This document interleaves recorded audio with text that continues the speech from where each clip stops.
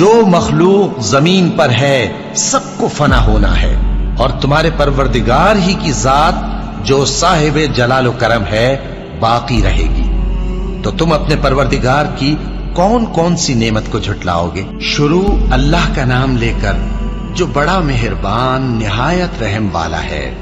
وہ جو نہایت مہربان ہے، اسی نے قرآن کی تعلیم فرمائی، اسی نے انسان کو پیدا کیا، اسی نے اس کو بولنا سکھایا۔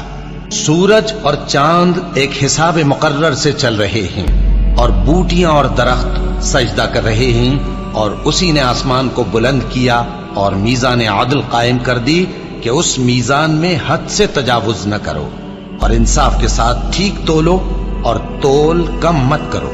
اور اسی نے خلقت کے لیے زمین بچھائی، اس میں میوے اور کھجور کے درخت ہیں جن کے خوشوں پر غلاف ہوتے ہیں، اور اناج جس کے ساتھ بھس ہوتا ہے، اور خوشبودار پھول۔ تو اے گروہ جن و انس، تم اپنے پروردگار کی کون کون سی نعمت کو جھٹلاؤ گے؟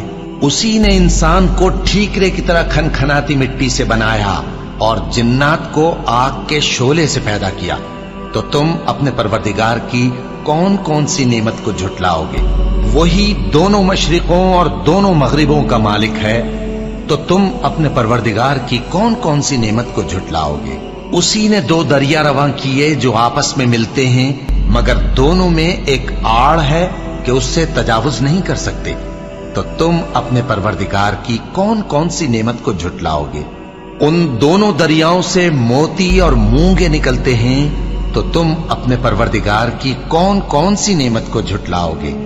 اور جہاز بھی اسی کے ہیں جو سمندر میں پہاڑوں کی طرح اونچے کھڑے ہوتے ہیں، تو تم اپنے پروردگار کی کون کون سی نعمت کو جھٹلاؤ گے؟ جو مخلوق زمین پر ہے سب کو فنا ہونا ہے، اور تمہارے پروردگار ہی کی ذات جو صاحب جلال و کرم ہے باقی رہے گی۔ تو تم اپنے پروردگار کی کون کون سی نعمت کو جھٹلاؤ گے؟ آسمان اور زمین میں جتنے لوگ ہیں سب اسی سے مانگتے ہیں، وہ ہر روز کسی نہ کسی کام میں ہوتا ہے۔ تو تم اپنے پروردگار کی کون کون سی نعمت کو جھٹلاؤ گے؟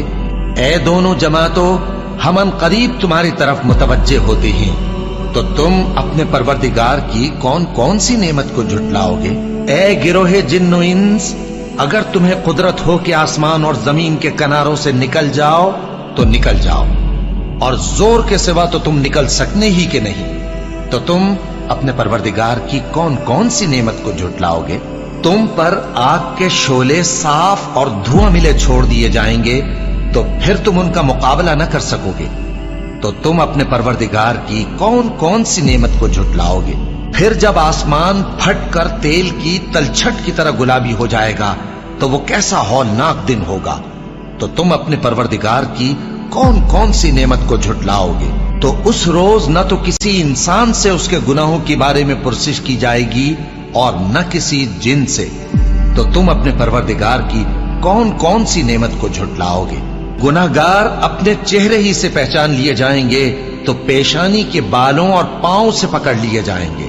تو تم اپنے پروردگار کی کون کون سی نعمت کو جھٹلاؤ گے؟ یہی وہ جہنم ہے جسے گناہگار لوگ جھٹلاتے تھے، وہ دوزخ اور کھولتے ہوئے گرم پانی کے درمیان گھومتے پھریں گے۔ تو تم اپنے پروردگار کی کون کون سی نعمت کو جھٹلاؤ گے؟ اور جو شخص اپنے پروردگار کے سامنے کھڑے ہونے سے ڈرا، اس کے لیے دو باغ ہیں، تو تم اپنے پروردگار کی کون کون سی نعمت کو جھٹلاؤ گے؟ ان دونوں میں بہت سی شاخیں یعنی قسم قسم کے میووں کے درخت ہیں، تو تم اپنے پروردگار کی کون کون سی نعمت کو جھٹلاؤ گے؟ ان میں دو چشمے بہ رہے ہیں، تو تم اپنے پروردگار کی کون کون سی نعمت کو جھٹلاؤ گے؟ ان میں سب میوے دو دو قسم کے ہیں، تو تم اپنے پروردگار کی کون کون سی نعمت کو جھٹلاؤ گے؟ اہل جنت ایسے بچھونوں پر جن کے استر اطلس کے ہیں تکیہ لگائے ہوئے ہوں گے، اور دونوں باغوں کے میوے قریب جھک رہے ہیں، تو تم اپنے پروردگار کی کون کون سی نعمت کو جھٹلاؤ گے؟